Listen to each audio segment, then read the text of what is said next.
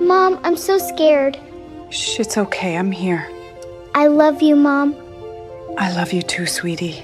Please don't leave me. Never. The rain started the night Christine died. Not the soft kind. Not the kind that lulled people to sleep. This rain sounded angry. 7-year-old Chloe sat beside the hospital bed while machines beeped slower and slower and slower. Christine smiled weakly. Her once beautiful face had become pale from months of sickness. But when she looked at Chloe, her eyes still carried warmth. My baby girl. Christine's lips trembled. If love alone could keep someone alive, she would have stayed forever. But she knew she was running out of time. That was why, weeks earlier, she secretly signed documents her husband knew nothing about. Properties, savings, trust funds, everything placed under Chloe's name. Not because she didn't love her husband anymore, but because she knew exactly who he really was. And she knew what would happen to Chloe once she was gone. Christine gently touched Chloe's cheek. No matter what happens, you must stay strong. I don't want strong, Chloe sobbed. I want you. Christine broke. Tears rolled down her face as she hugged her daughter weakly. I'm so sorry, my princess. And before sunrise, Christine's hands slowly slipped from Chloe's fingers. Forever. The funeral was filled with flowers. People cried, people whispered, people wore black. But the one person Chloe kept staring at was her father, Daniel, tall, handsome, cold. He accepted condolences with dry eyes and a polite nod, as if he were attending a business meeting instead of burying his wife. Chloe waited for him to cry. He never did. At night, Chloe hugged her mother's pillow and inhaled the fading scent of perfume until she cried herself to sleep. 3 months later, a black luxury car stopped outside the mansion. Chloe watched from the staircase. Her father walked inside smiling. Beside him was a woman wearing an elegant cream dress and red lipstick. And beside the woman, a little girl, younger than Chloe, around 6 years old. The girl held a teddy bear while looking around the mansion excitedly. This is your new home now, Daniel said. Chloe froze, her little heartbeat stumbled. The woman looked at her warmly. You must be Chloe. I'm Mabel. And this is my daughter, Sophia. Hi. Chloe looked at her father in confusion. Daddy, who are they? They'll be staying with us from now on. Why? Because we're family. Mabel answered gently. Family, the word hit Chloe like ice water. That night, Chloe cried harder than the day of the funeral because something felt wrong. Very wrong. A week later, her old nanny finally revealed the truth. Your mother knew, the nanny whispered while trembling. Before she died, she already knew about the affair. Chloe stared blankly. What affair? The nanny looked toward the door carefully. Your father has been seeing Mabel for years. The world stopped. He cheated on your mommy. Chloe's lips parted slowly. No, and Sophia. The nanny's eyes filled with pity. She's your half-sister. Suddenly, all the pieces made sense. Why her father never cried. Why he moved on so quickly. Why Mabel already acted comfortable inside the house. Because they were never new. Everything shattered. They had already existed while Christine was still alive. That night, Chloe vomited from crying too much. She was only 7 years old, but that was the night childhood ended. At first, Mabel pretended to be kind. She brushed Chloe's hair, bought her dresses, cooked meals herself. But behind closed doors, she was poison.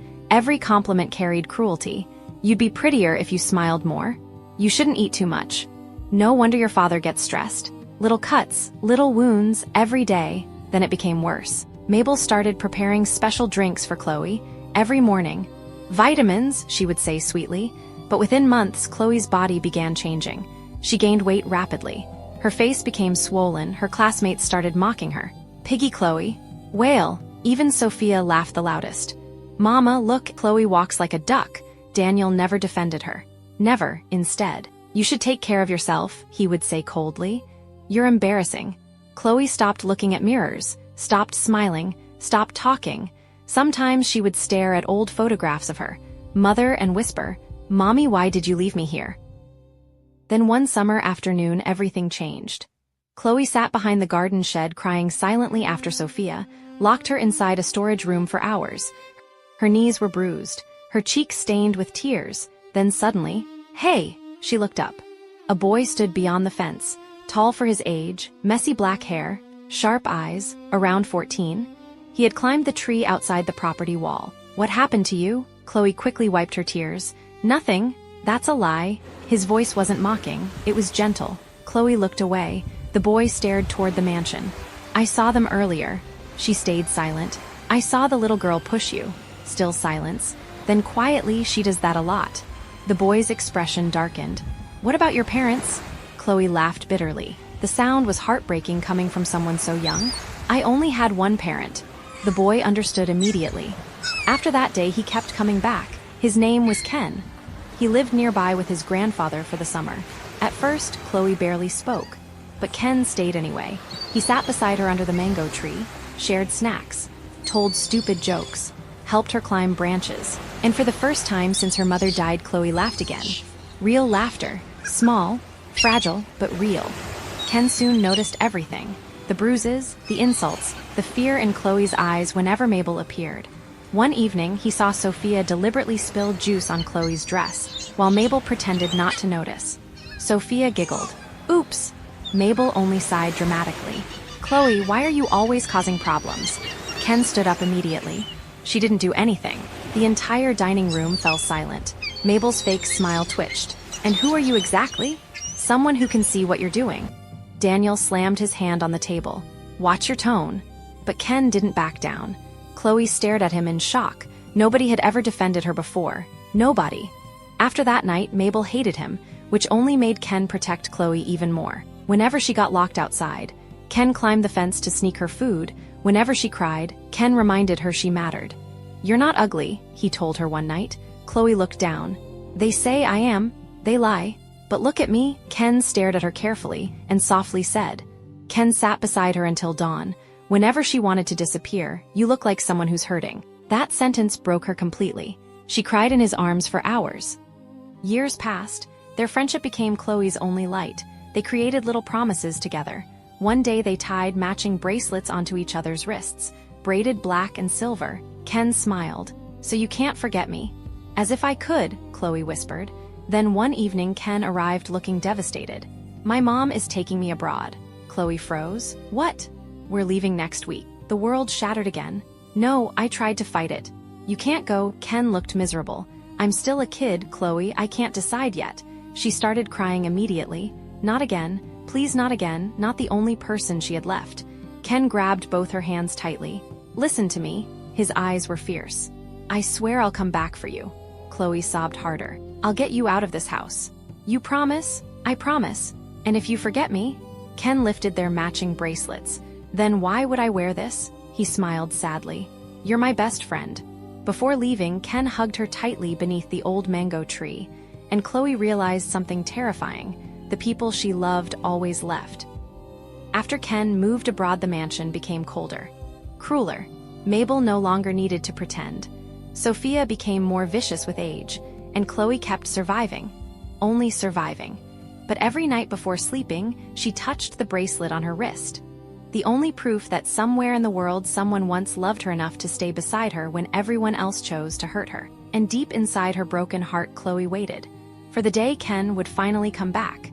Mabel's hatred toward Chloe did not happen overnight. It grew slowly, quietly, like poison dripping one drop at a time. Because every single day, whenever Mabel looked at Chloe, she saw Christine, the same graceful face, the same soft eyes, the same beauty that once made Daniel obsessed. And worst of all, even as a child, Chloe was already becoming stunning. People noticed it constantly. Oh my, she looks exactly like her mother. She'll grow up beautiful. What a lovely little girl. Every compliment aimed at Chloe felt like a knife twisting inside Mabel's chest. Because beside Chloe, Sophia always disappeared. As a child, Sophia was an ordinary-looking girl with common features and little resemblance to Chloe's natural beauty, often making her feel overshadowed by the effortless grace and striking looks Chloe inherited from Christine. Sophia resembled her biological father far more than her mother. Pleasant enough, but ordinary. A face that struggled to stand out beside Chloe's natural beauty. Average, plain, forgettable. And Mabel could not accept that. Not after everything she sacrificed. Not after becoming the other woman. Not after waiting years for Christine to die. She wanted her daughter to have everything. The attention, the admiration, the inheritance, the future. And Chloe was standing in the way. so Mabel decided to destroy her slowly, without anyone noticing. It started with the health supplements. Every morning, Mabel personally prepared Chloe's milk. "Drink this, sweetheart," she would say warmly. "It'll help you grow stronger." At first, Chloe trusted her. She was still young, still desperate for affection. But after several months, her body began changing unnaturally fast. Her appetite increased constantly. She felt tired all the time. Her face became swollen. Her stomach bloated painfully. Even when she barely ate, she continued gaining weight. Mabel secretly smiled every time she noticed Chloe's clothes getting tighter. Sophia noticed too. "Mama," she whispered once while giggling, "Chloe looks huge." Mabel stroked her daughter's hair proudly. "Yes," she whispered back. "And soon everyone will only notice you." The poison wasn't meant to kill Chloe. That would create suspicion. No, Mabel wanted something crueler. She wanted Chloe ruined. She had secretly been mixing dangerous substances into Chloe's food, appetite enhancers, hormone disruptors, and illegal medications bought through connections Daniel knew nothing about. Over time, they damaged Chloe's metabolism completely. Her body no longer processed food normally. Even doctors became confused. "She may have a hormonal condition," one physician said carefully. Mabel pretended to cry in concern. "Oh, my poor child," but behind closed doors, she smiled, because the plan was working perfectly. School became hell. Children can be cruel, especially rich children raised without kindness. The same classmates who once admired Chloe now mocked her openly. "Fat pig. Disgusting. Look how big her arms are. She used to be pretty." That last one hurt most. Used to be, as if beauty was the only reason people deserved kindness.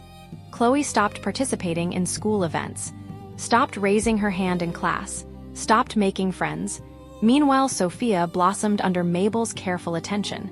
Designer dresses, dance lessons, perfect hairstyles. Everywhere they went, Mabel showcased Sophia proudly while keeping Chloe hidden behind oversized clothes and humiliation. At parties, relatives whispered, "Poor Chloe, she changed so much." Sophia is definitely the prettier sister now. Mabel lived for those words, but what hurt Chloe most was her father, because Daniel noticed. Of course he noticed. He saw the sudden weight gain, saw Chloe crying alone, saw how Sophia mocked her openly, but he never investigated, never protected her, never asked why. Instead, "You need discipline," he would say coldly. "You lack self-control. You embarrass this family." Each sentence became another wound. Chloe began starving herself secretly, skipping meals, hiding food, crying in bathrooms after eating, but nothing changed. The damage inside her body had already begun. Her metabolism had been altered so badly that even small amounts of food caused weight gain. And Mabel loved every second of it. One afternoon, Chloe accidentally overheard something that shattered her completely. She had been walking past Mabel's room when she heard laughter inside. Sophia's voice. "Mom, what if Chloe becomes pretty again?" Then Mabel answered calmly, "She won't." Silence. Then, "Not after everything I gave her." Chloe froze outside the door. Her blood turned cold. Sophia giggled. "You're so smart, Mama." Mabel laughed softly. "A beautiful girl is dangerous, Sophia." Her voice became colder. "If Chloe stayed beautiful, people would always choose her over you." Chloe's breathing stopped. "And I will never let Christine's daughter outshine mine." The tray in Chloe's hands slipped from her fingers. Crash. Silence inside the room. Then the door swung open violently. Mabel stared at Chloe. For 1 second the mask disappeared. No kindness, no warmth, only hatred, pure hatred. Chloe backed away trembling. "You," tears filled her eyes. "You did this to me," Mabel slowly smiled. But this time the smile looked terrifying. "And who do you think will believe you?" Chloe broke down sobbing, because she already knew the answer. No one ever did. That night, Chloe locked herself in the bathroom and stared at her reflection for hours. Swollen cheeks, tired eyes, a body she no longer recognized. She touched the mirror with trembling fingers. "Mommy," she whispered painfully. "I'm disappearing." Then slowly her fingers moved toward the bracelet on her wrist. Ken's bracelet. The only thing left that reminded her she was once loved. And for the first time in years, Chloe made a silent promise to herself. One day she would survive long enough to escape them. Daniel's patience finally ran out the moment society began to whisper. At first, it was subtle. Polite smiles at parties, side glances, carefully chosen words.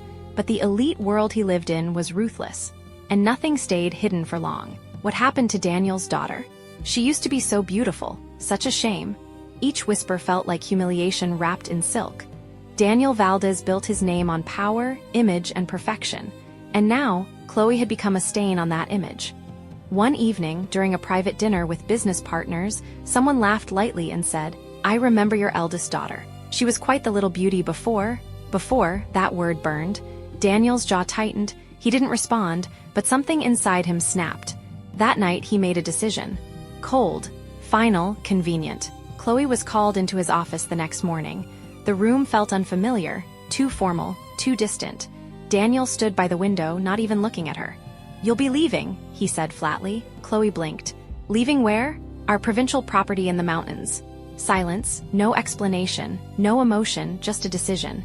"You'll stay there from now on." Chloe stared at his back. Her small hands clenched slightly. "Did I do something wrong?" Daniel finally turned, his expression sharp. "You've already done enough." The words hit harder than any slap. "You've become a problem," he continued coldly. "And I won't have this family embarrassed further." Chloe's lips parted, but no words came out, because deep inside, she already knew this wasn't about her. This was about him, his reputation, his pride, his perfect image, and she no longer fit into it. When Mabel heard about the decision, she reacted immediately. "What?"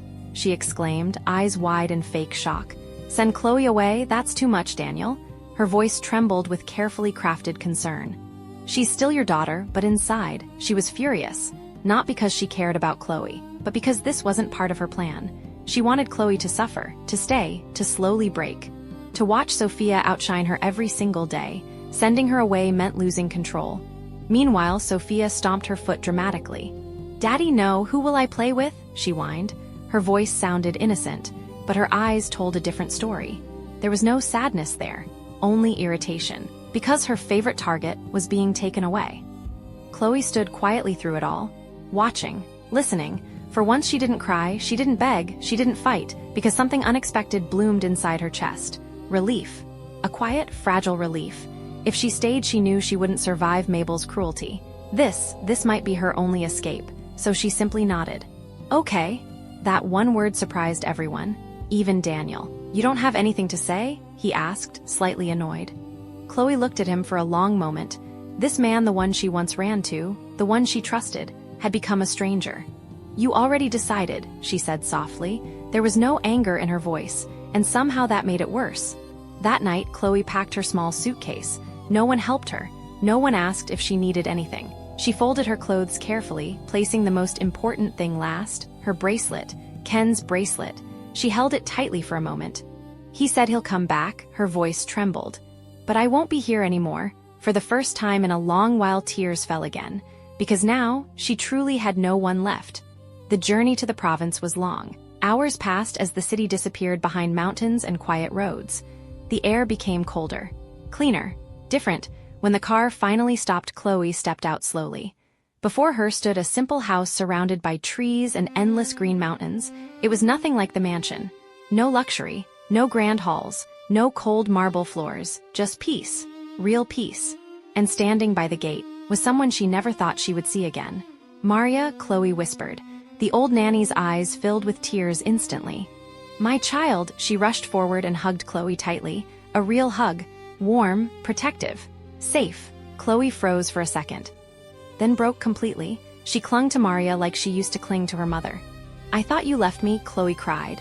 Maria shook her head, holding her even tighter. "Never," she whispered. "I was forced to leave, but I never stopped waiting for you." Years ago, Mabel had fabricated lies. She accused Maria of theft, of negligence, of betrayal. And Daniel, without hesitation, believed her. Maria was thrown out because Mabel knew Maria was Chloe's shield, and she wanted Chloe defenseless.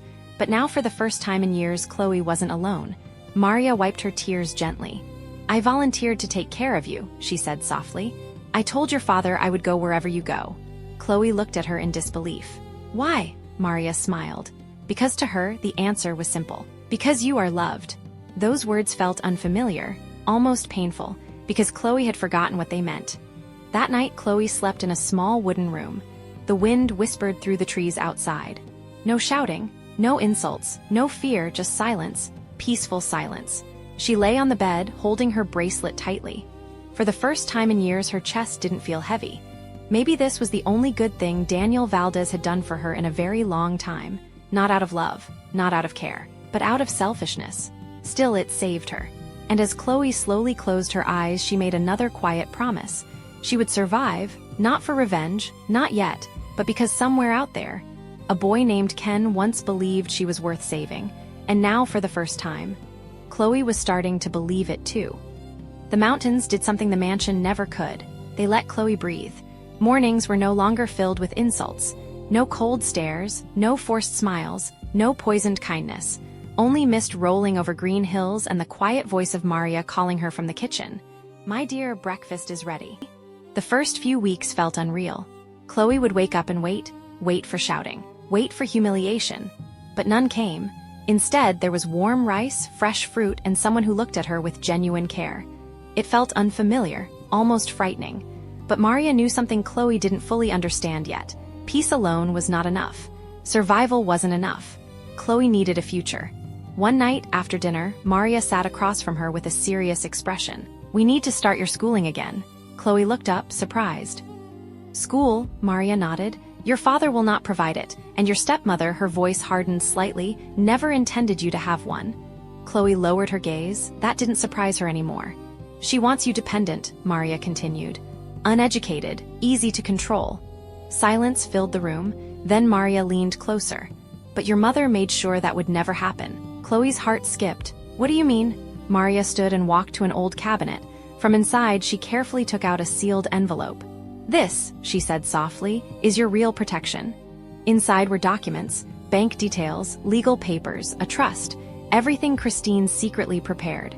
"For you," Maria said. Chloe's hands trembled as she held them. All this time, Maria nodded. "Your mother knew exactly what kind of man your father was becoming, and she knew about Mabel." Tears slowly filled Chloe's eyes. "She protected you even after she was gone." For the first time in years, Chloe didn't feel abandoned. From that moment on, everything changed. Maria enrolled Chloe in a prestigious online academy, one meant only for the wealthy and powerful. Classes were held in secret, laptop hidden, schedules disguised, lessons taken quietly in her small wooden room. While Daniel sent just enough money for food and Maria's salary, he never questioned anything, because in his mind, Chloe was already forgot. Mabel, on the other hand, believed she had already won. "She's probably miserable out there," she would say casually in the mansion. "Uneducated, alone, useless." Sophia would laugh. "Good, she deserves it." They never checked, never asked, never cared, and that was their biggest mistake. Back in the mountains, Chloe was changing, not just physically, but completely. Without the poison, her body slowly healed, her metabolism stabilized, her energy returned, the swelling disappeared, her natural figure came back, and with time, her beauty resurfaced, stronger, sharper, undeniable. She had her mother's face, but now her eyes were different. They no longer carried innocence, they carried awareness. Maria didn't stop at education.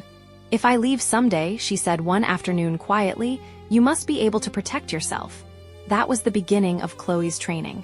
A private martial arts instructor came twice a week. Strict, silent, precise. At first, Chloe struggled. Her body still weak from years of damage, but she didn't quit. Every fall, she stood up.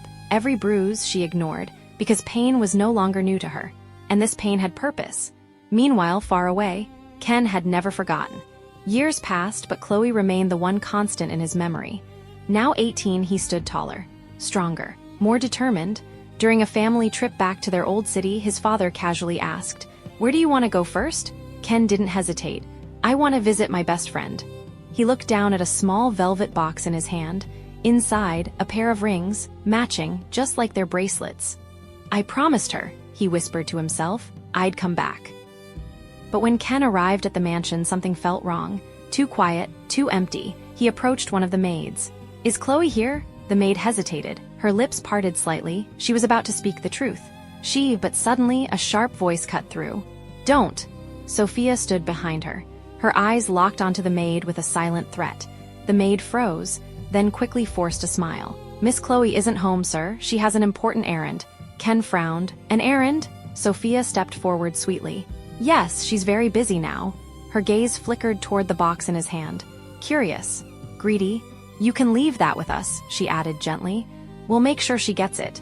Ken hesitated. Something didn't feel right, but time wasn't on his side. They were leaving again the next day. He sighed softly. All right. He handed over the box carefully. Make sure only Chloe gets this. The maid nodded, but her smile was wrong. Ken stepped back, slipping the other ring onto his own finger. I'll come back again, he whispered under his breath. Then he left, not knowing the truth had just been stolen from him. Back in the mountains, Chloe stood barefoot on the grass at sunrise, breathing slowly, centered, focused.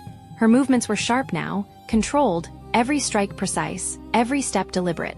She wasn't the same girl anymore, not the crying child in the mansion, not the helpless victim. Maria watched from a distance, pride in her eyes. You've changed, she said softly. Chloe paused, then looked toward the horizon. I had to. Her voice was calm, but beneath it, something stronger was growing, not just survival, not just healing, something else.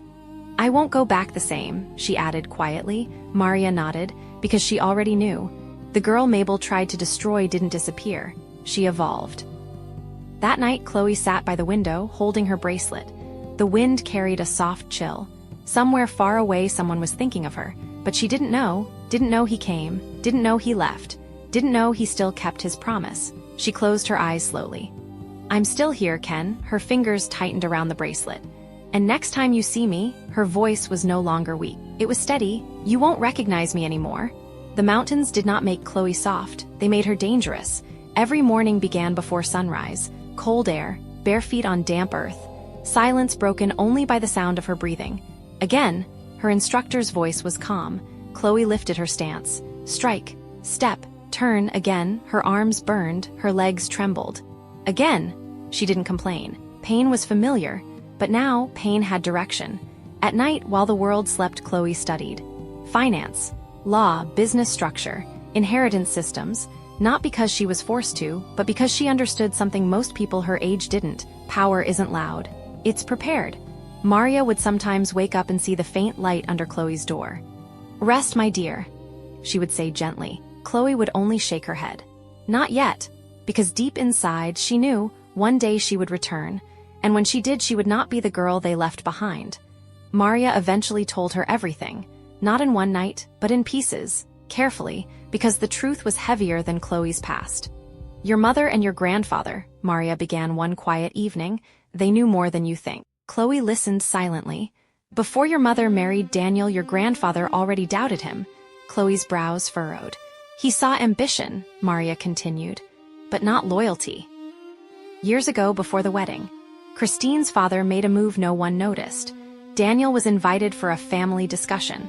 There were documents, formal, clean, respectable, just financial arrangements, they told him. Daniel, already drinking to celebrate his future success, signed everything, without reading carefully. What he didn't know, hidden among those papers, was a prenuptial agreement, a strong one that separated Christine's true wealth completely, one that protected everything from him. Your father believed everything your mother owned would eventually be his, Maria said. Chloe clenched her jaw slightly. But it never was. Christine's father made sure of that, and before he passed away, he told Christine the truth. About Daniel, about his suspicions, about the hidden documents. At first, your mother didn't believe it, Maria said softly. She loved him too much. Chloe closed her eyes briefly. She could imagine it, her mother, kind, loving, trusting. But eventually she saw it, Maria continued. The distance, the lies, the other woman, Mabel, that was when Christine changed.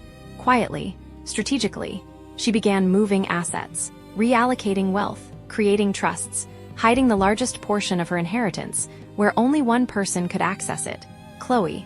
With the help of a trusted attorney and me, Maria said. Chloe's voice came out barely above a whisper. She knew she was going to die? Maria shook her head. No, a pause. She just knew she needed to protect you. Meanwhile, in the city, everything Daniel believed was a lie. He thought Christine's father had rejected him.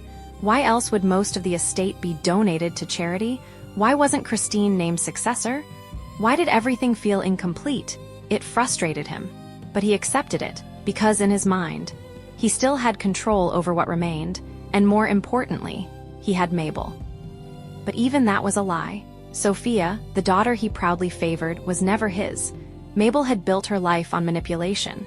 from her past in nightlife to pretending she came from wealth to seducing Daniel carefully. Everything was calculated. Sophia was simply part of the plan. And Daniel, too, consumed by pride and business, never questioned anything. He didn't look closely, because looking closely would mean admitting he had been fooled. Sophia grew into exactly what Mabel wanted, beautiful but artificial. Every year, more procedures, more enhancements, more perfection crafted by money, perfect skin, sharp features, designer everything, but beneath it, nothing, no discipline, no intelligence, no substance, spoiled, entitled, cruel. What's the point of studying? She once laughed. We already have everything. Mabel smiled proudly, because in her mind, beauty was power. And she believed Sophia had already won, but far away in the mountains, the real air was rising. Chloe didn't need artificial beauty. It returned naturally, stronger than before, refined, quiet, striking in a way that didn't beg for attention, but commanded it. Her mother's genes untouched, unmatched, but what made her truly different now was her mind. Sharp, observant, patient.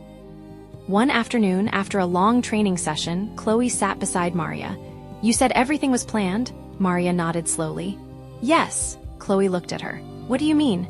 Maria hesitated for a moment, then said, your grandfather already chose a future for you. Chloe's brows knit together. A partner. Silence. Someone from a family he trusted completely. A pause. Someone who would protect you? Chloe's heart skipped. Who? Maria looked at her carefully. You already know him. The world seemed to still for a second. Ken. Chloe's breath caught. Yes, Maria nodded. His family and yours were meant to be connected long before everything fell apart. Memories flooded her mind. The mango tree, the bracelet, his promise. I'll come back for you. Her chest tightened, but this time not from pain, from something else. Chloe stood up slowly. The wind brushed against her face. All this time nothing was random, not her survival, not her protection, not even Ken. Everything had roots, deep ones. She looked toward the mountains stretching endlessly ahead. I won't waste it, she said quietly. Maria smiled. I know. That night, Chloe stood in front of the mirror. For a long time, she didn't recognize herself, not because she changed, but because she finally saw clearly. She wasn't the abandoned daughter. She wasn't the broken child. She wasn't the girl they tried to erase. She was something else entirely, something they never prepared for.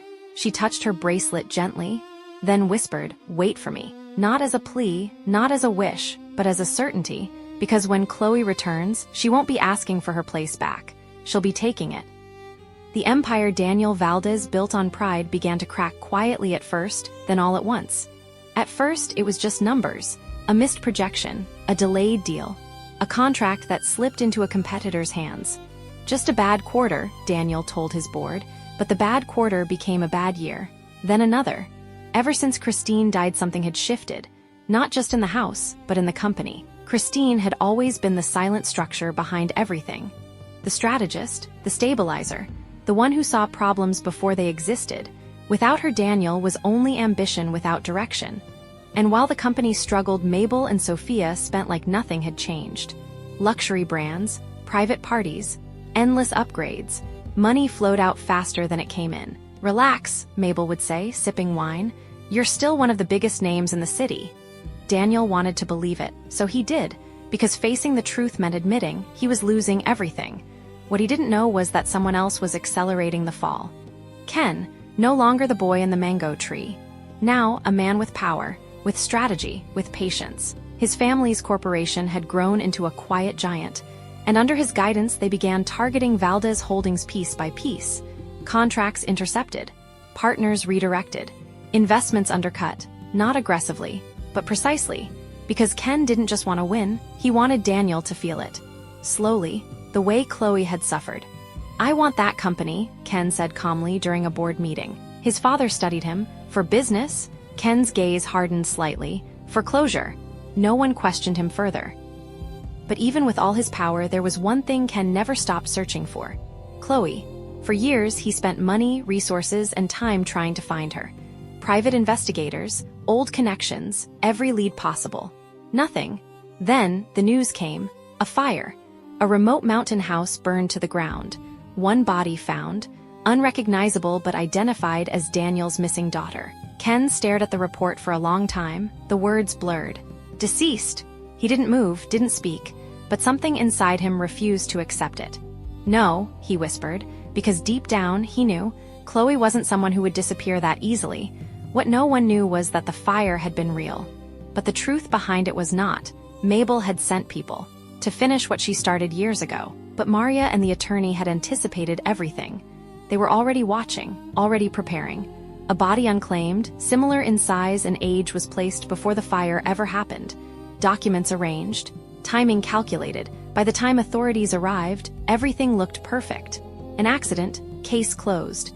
Mabel smiled when she heard the news. She's finally gone, and for the first time, she truly believed she had won. But Chloe was already far beyond her reach, moved again, hidden deeper, protected better. Even the name Chloe no longer existed in records. She had become someone else, someone untraceable. Still, Ken never stopped doubting. Some nights he would stare at the ring on his finger.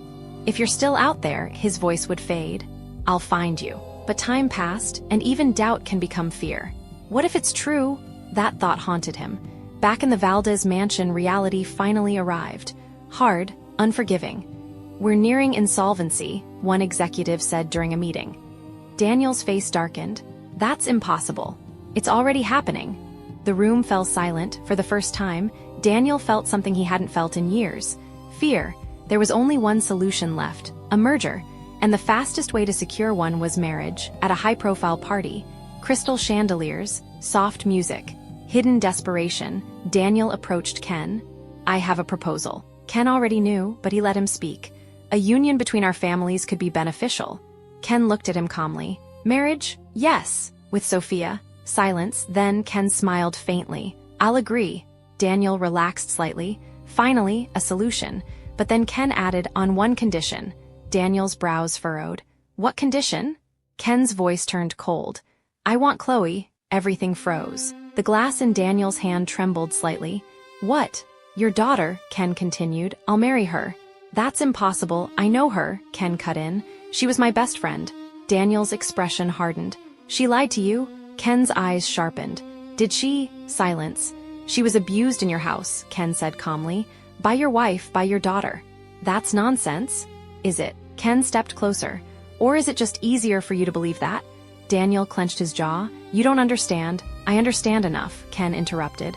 A pause, then quietly, so where is she? Daniel hesitated, then said flatly, she's dead.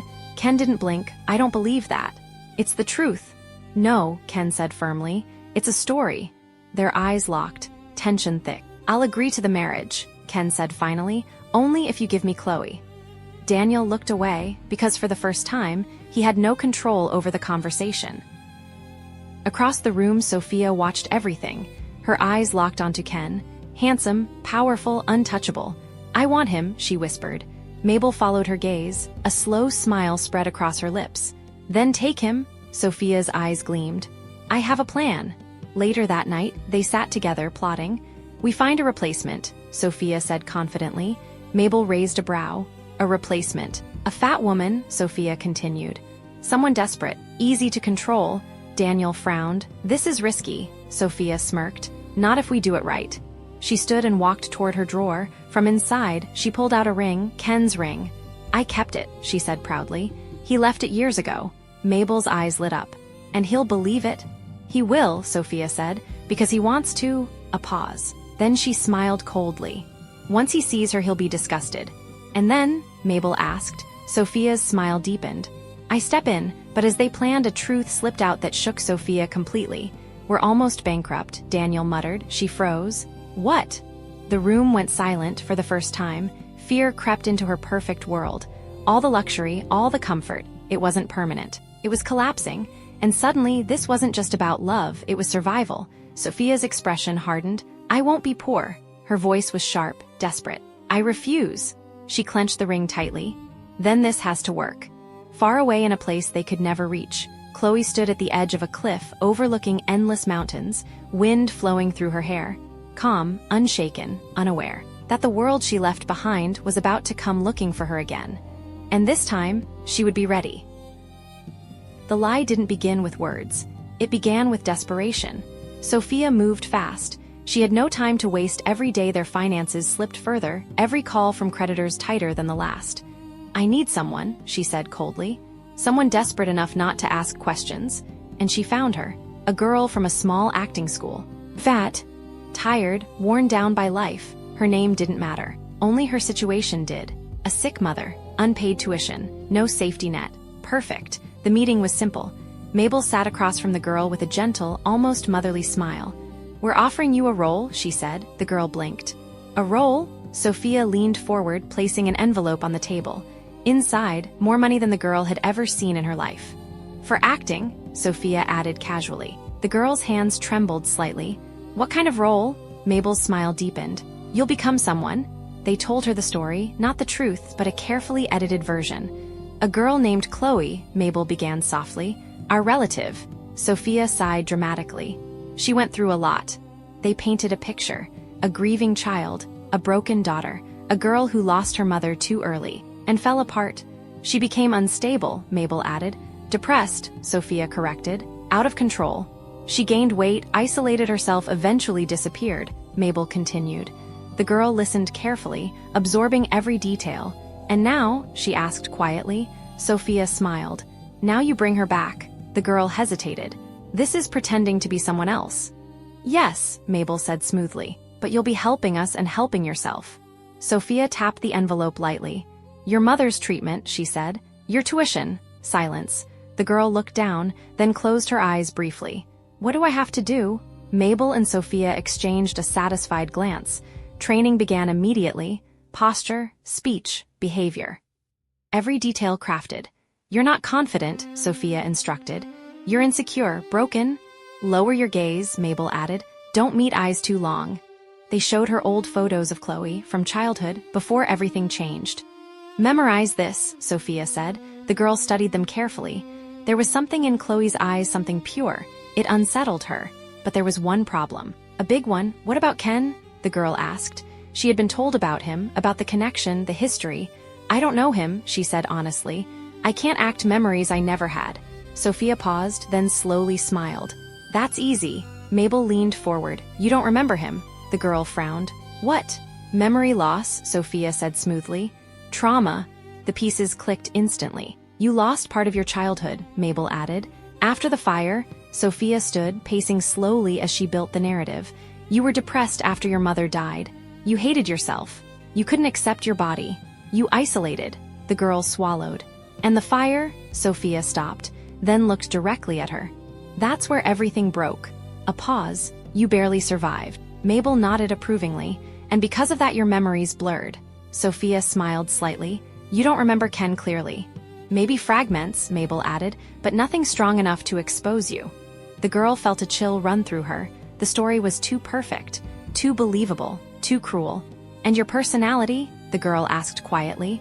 Sophia answered immediately. Quiet. Withdrawn, Mabel added. Emotionally unstable, Sophia continued. Still healing, Mabel finished. Then Sophia leaned closer. And most importantly, her voice dropped. You're still undesirable. The girl stiffened. Sophia's eyes were sharp. Don't try to be pretty, don't try to impress. Your role, Mabel said softly, is to disappoint him.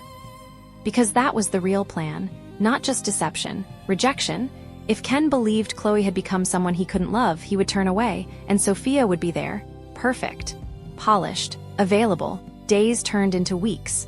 The girl trained relentlessly, walking differently, speaking carefully, practicing lines in front of the mirror. I don't remember everything, I was lost. I couldn't handle it, she repeated them over and over, until they felt real. But at night when everything was quiet, she would stare at Chloe's childhood photo, and something felt wrong. This girl, this real Chloe, didn't look weak, didn't look broken, she looked kind, the kind of person who didn't deserve this. The girl swallowed hard. I'm sorry, she whispered to the photo, but she didn't stop, because reality was harsher than guilt. Meanwhile, Sophia watched everything with satisfaction. She'll do, she said. Mabel nodded. Yes. Daniel remained silent, not because he approved, but because he was too desperate to refuse. The stage was set. The lie was ready, and somewhere in the distance, Ken was walking straight into it, believing that he was finally about to see Chloe again. But the real Chloe was no longer the girl they remembered. And when truth finally collides with lies, not everyone will survive what comes next. The lie was convincing. Too convincing. When Ken first saw her, he froze. The face, the body, the trembling voice, the ring on her finger, everything pointed to one truth. Chloe, his voice came out softer than he expected. The girl looked up slowly, eyes filled with practiced pain. I don't remember everything, her voice cracked perfectly. I tried to forget, I tried to survive. Ken stepped closer. His chest tightened. He wanted to believe it, he needed to believe it. Days passed. He stayed, talked to her, listened, and yet something was wrong, not obvious, not something he could explain, but something deep inside him refused to connect. You don't remember the mango tree? He asked once. The girl hesitated just for a second, then looked down. I told you. I lost parts of my childhood. She clenched her fists. I was angry when my mom died and when you left. Her voice rose, trembling into a breakdown. I hated everything. I hated myself. She ran out crying, exactly as she was trained to. Ken stood there, still, conflicted, because the pain looked real. But the Chloe he knew even in pain felt different. They kept her hidden, Sophia explained one evening, her tone gentle. A mental institution to avoid scandal. Ken's jaw tightened. That's cruel, Sophia sighed. She wasn't stable. Ken looked away, because even if he wanted to deny it, everything aligned too well, too clean, too convenient, and yet his heart remained distant. No warmth, no familiarity, just pity. That was what scared him most. Sophia noticed. Of course she did, so she adjusted. Soft touches, lingering glances, calculated vulnerability, but every time she leaned close, Ken's eyes would turn cold. There was no desire there, only discomfort, and something close to disgust. Then came the gala, the biggest event of the season. Every elite family invited. Power, money, influence, all gathered under one roof. Ken arrived expecting one thing. He was going to introduce Chloe, show them she was alive, give her back her place. But at the last moment, she's not coming, Mabel said smoothly. Ken frowned. What? She's unstable, Sophia added softly. Crowds trigger her. Something shifted. That feeling again. Wrong. The night continued. Music, champagne, whispers, and then darkness. Ken's vision blurred, the room tilted. His last memory, a glass in his hand, and Sophia smiling. Everything after that was fragments. Heat, voices, hands pulling him. Then nothing. Morning came with chaos. Cameras flashing, voices shouting. Sophia woke up and screamed because beside her was not Ken, but another man. Someone irrelevant. Unknown, a nobody. The plan had collapsed. Sophia covered herself, shaking in humiliation as the media stormed in. Her worst nightmare. Exposure, failure, elsewhere. Ken woke up slowly, cold, freezing, his body stiff. He was in a bathtub filled with ice. He gasped sharply. What? You're awake. The voice was calm, controlled. He turned and saw her. A woman standing by the window. Elegant, refined, composed, beautiful in a way that didn't try, didn't demand attention, but held it effortlessly. Something about her felt familiar, and yet impossible. I'm sorry, she said evenly. You were difficult to handle. Ken blinked, still disoriented. What happened? Someone drugged your drink, she replied. I saw it. Pieces clicked slowly. The gala, yes, she crossed her arms lightly. I had to bring you here before things got worse. Ken ran a hand through his hair, trying to steady himself. You saved me? She tilted her head slightly. Let's just say I prevented a disaster. He studied her now, more carefully. There was something in her presence. Strong, quiet, familiar. His heart beat faster, and he didn't know why. Why help me? He asked. She met his gaze, a faint smile. Let's say I'm interested in something. What? That company, Ken frowned. It's collapsing. I know. Then why? A pause, then payback. His eyes narrowed. For what? She stepped closer slightly. For someone from the past. Something about the way she said it made his chest tighten again. I need access, she continued smoothly, to that house. Ken studied her. Why? She didn't hesitate. I'm Maria's daughter. His eyes widened. The nanny? She nodded. My mother hid something important before she was forced out. What kind of something? A key. Ken's interest sharpened. To what? She held his gaze. A trust. Silence, then Chloe's. Ken froze, his heart pounded. She has a trust fund? More than that, she said calmly. Everything her mother protected. He stepped closer instinctively. Then why hasn't she? She doesn't have access. Ken ran a hand through his hair again, trying to process everything. Chloe is still there, he said suddenly. Her eyes flickered just slightly. In that mansion. She remained silent. They're hiding her, he continued. They said she's unstable, kept away. A pause. I saw her, he added quietly. She's not the same. Margaret, because that was the name she gave, kept her expression steady, but inside something broke. He still believed, even now, even after everything. I left her a ring, Ken said softly. She wore it. Margaret's fingers twitched slightly at her side. She remembered, of course she remembered. She had never taken it off. Not once. I failed her, Ken whispered. I didn't come back in time. For a moment, she wanted to reach for him, to tell him, to end it. But she didn't, because this wasn't just about them anymore. This was bigger, carefully built, years in the making. You didn't fail, she said instead, her voice softer now. You just came back to the wrong place. Ken looked at her. Something about that line hit deeper than it should have. He exhaled slowly. Help me get in, she met his gaze. I will. A small pause, then, but when we do, her eyes sharpened. Be ready for the truth, as Ken nodded. He didn't realize the truth was already standing in front of him. Alive, stronger, unrecognizable, and for the first time in years. Chloe stood close enough to touch him again, but this time, she wasn't the one waiting anymore. The plan didn't begin loudly. It moved in silence, careful, measured, unseen. Ken returned to the Valdez mansion the next day, but this time he wasn't alone. This is Margaret, he said calmly, a distant family connection interested in a possible merger. Mabel's eyes lit up instantly. Opportunity, money, salvation. Well, of course, she said warmly. You're very welcome here. Sophia smiled sweetly, but her eyes lingered. Studying, measuring, because something about Margaret felt wrong. Too composed, too confident, too real. Margaret stepped inside the house she once called home, every corner familiar, every scent a memory, but her face remained calm, unreadable, controlled. Then she saw her. The Chloe, standing quietly near the staircase, head lowered, body heavy, movements rehearsed. Margaret's eyes scanned her from head to toe, carefully, silently.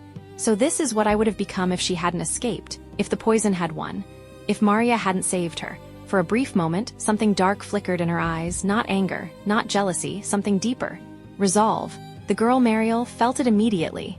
That gaze, it pierced through her. Cold, sharp, knowing, she swallowed hard. For reasons she couldn't explain, she felt exposed. Like this woman could see everything. Margaret already knew. She had investigated. Understood the girl's situation, her poverty, her sick mother, her desperation. She didn't hate her. In fact, a part of her was relieved, because this lie made everything easier. Across the room, the master servant stood still, watching. Then, their eyes met, just for a second, a small smile, barely visible, but enough, because only they understood. He had stayed all these years, pretending loyalty to Mabel, swallowing every injustice, waiting for this moment. Meanwhile, Daniel barely noticed Margaret.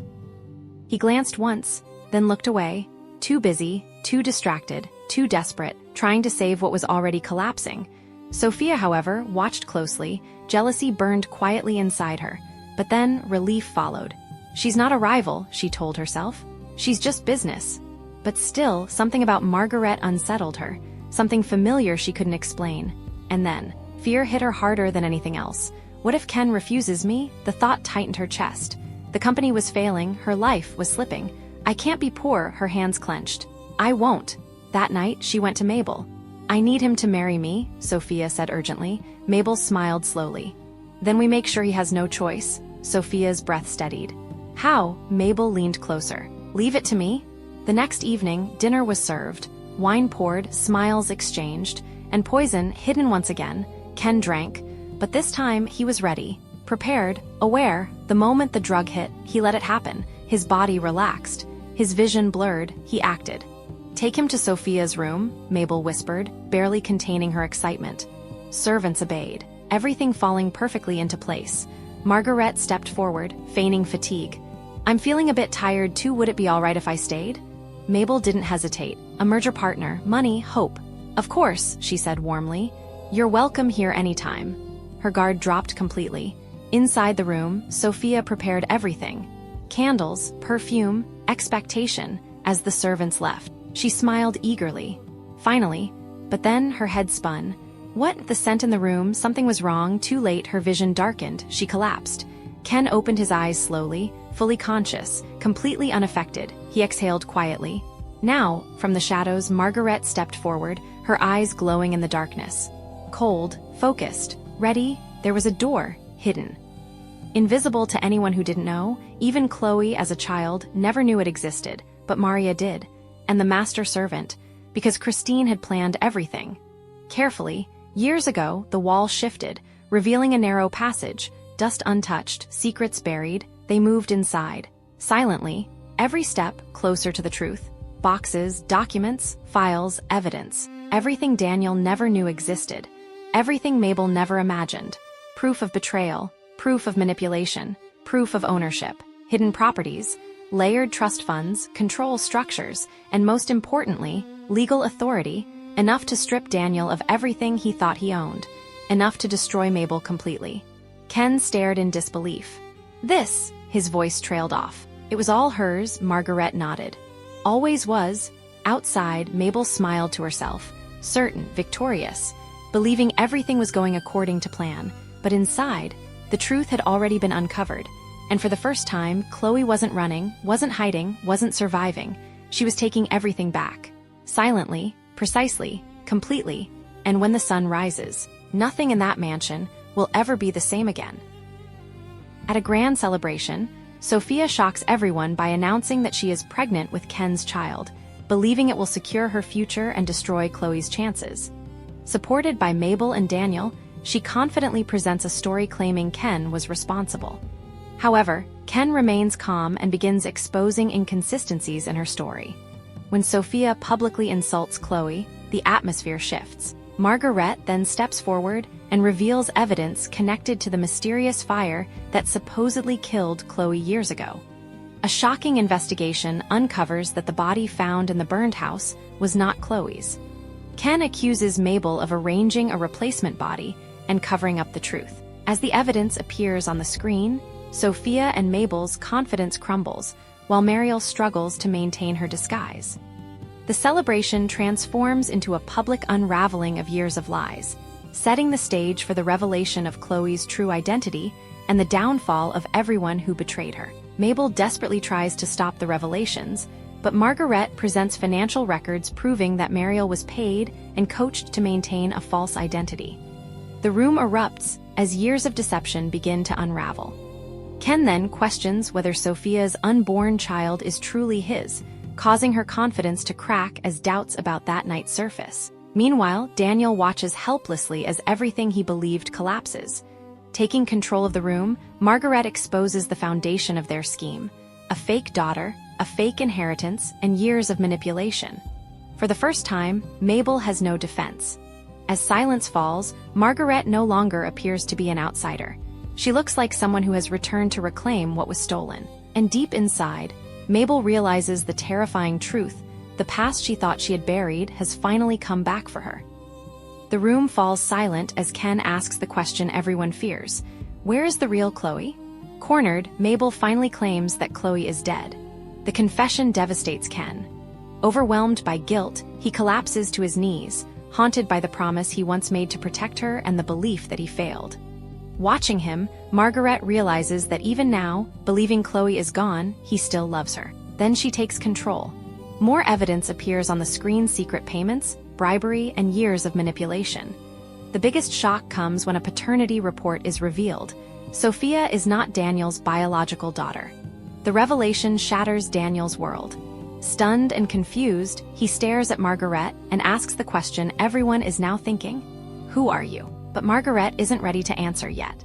The truth is only beginning to unfold.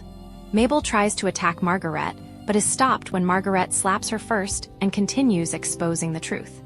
Hidden recordings reveal years of abuse, manipulation, and neglect, showing Mabel and Sophia tormenting Chloe while Daniel repeatedly looked away. Furious, Ken confronts Daniel for failing to protect his own daughter. Overwhelmed by guilt and shock, Daniel strikes Mabel before collapsing from a medical emergency. As police arrive to arrest Mabel and Sophia, Sophia desperately claims Ken is the father of her child. Ken then reveals he knew about the scheme all along. Security footage proves Sophia spent that night with another man, destroying her final lie. The master servant and Maria step forward, confirming that justice is finally being served for Christine. Daniel then insists he still has rights to Christine's estate, but Margaret presents a legally binding prenup proving otherwise. His last hope vanishes. Finally, emotion breaks through Margaret's composure. Through tears, she accuses Daniel of taking everything from Christine and then says the words that leave the entire room stunned. "You took everything from me." With that single word, everyone realizes Margaret's connection to Christine is far deeper and more personal than anyone imagined. Daniel finally recognizes the truth and realizes that Margaret is Chloe. Overcome with guilt, he sees Christine in her and understands the devastation he caused. Chloe reveals her identity to everyone, confirming that she survived and remembers every betrayal, every tear, and every attempt to erase her. Mabel and Sophia collapse as their lives are completely destroyed, while police take them away and Daniel leaves defeated. In a single night, their empire falls. With justice finally served, silence returns to the hall. Ken stands frozen, staring at the woman Chloe has become stronger, wiser, and transformed by everything she endured. Filled with regret, he admits he came back too late. But Chloe gently reminds him that he still returned. Then she reveals the bracelet she kept all these years, proving she never forgot him. When Ken asks if she is still the same Chloe, she gives an honest answer. "I'm not the girl you left, but I never stopped being her." Yet instead of ending in a reunion, Chloe steps back. The truth has been revealed, but her journey is not over. Their story is only entering its next chapter. After the truth comes out, Ken offers to return everything that rightfully belongs to Chloe, but she refuses, choosing not to reclaim the past. Instead, she says she will build something better on her own. As she walks away, the camera lingers on her wrist. The childhood bracelet is still there, and hidden beside it is the ring Ken once gave her, proving she never truly let go. Weeks later, Chloe appears in a powerful boardroom under her new identity. No longer a victim, she is now the owner, chairwoman, and the most powerful person in the room. During the meeting, a confidential file labeled Phase 2 is placed before her. Inside are the names of influential people who helped Mabel, covered up the truth, or stayed silent while Chloe suffered. She closes the file with a faint, chilling smile, because her journey was never only about revenge against Mabel and Sophia. It was about exposing everyone who played a role. The villains have fallen, but the war has only begun. After the fallout, Chloe shows mercy where it is deserved. Understanding that Mariel was also a victim, she forgives her and secretly pays for her mother's treatment and education, giving her a chance at a new life. Daniel, however, receives no such mercy. In prison, he begs Chloe for forgiveness, but she refuses. She tells him he chose not to see her suffering and that he deserves the consequences of his actions. Her final words shatter him completely. "If there is another life, I hope you are never my father." Meanwhile, Mabel and Sophia lose everything. Stripped of wealth, status, and protection, they are forced to endure the same cruelty they once inflicted on others. For the first time, they are powerless. As the world moves on, Chloe stands above the ruins of the life they tried to destroy. When Maria says it is finally over, Chloe quietly disagrees. For her enemies, it is over. For her, it is simply the beginning of a new chapter. She realizes that vengeance was never her true goal, it was merely the consequence of justice catching up to those who caused harm. In the end, Chloe achieves something greater than revenge. The girl they tried to erase survived, rose above her pain, and became untouchable. After years of betrayal, loss, and struggle, Chloe finally finds peace. No longer the forgotten girl everyone tried to erase, she stands proudly as the rightful heiress, carrying forward the legacy her mother and grandfather fought to protect. At a heartfelt ceremony, Chloe and Ken reunite not as two broken people seeking rescue, but as equals choosing each other. Ken fulfills the promise he made beneath a mango tree years ago to come back for her, and this time he stays. Both acknowledge that they have changed. Chloe is no longer the girl who waited, and Ken is no longer the boy who left. Yet despite everything, they still choose one another. Surrounded by family and those who truly care for them, they exchange vows built on partnership, respect, and truth rather than obligation. Their union becomes more than a love story, it becomes the fulfillment of the hopes their parents and grandparents once shared. As they begin their new life together, It feels as though the people who loved and protected Chloe from afar can finally rest, knowing their sacrifices were not in vain. In the end, the story is not about revenge, wealth, or even justice alone. It is about survival. It is about love that endured time and hardship. It is about a promise kept. And most of all, it is about a future that survived everything meant to destroy it.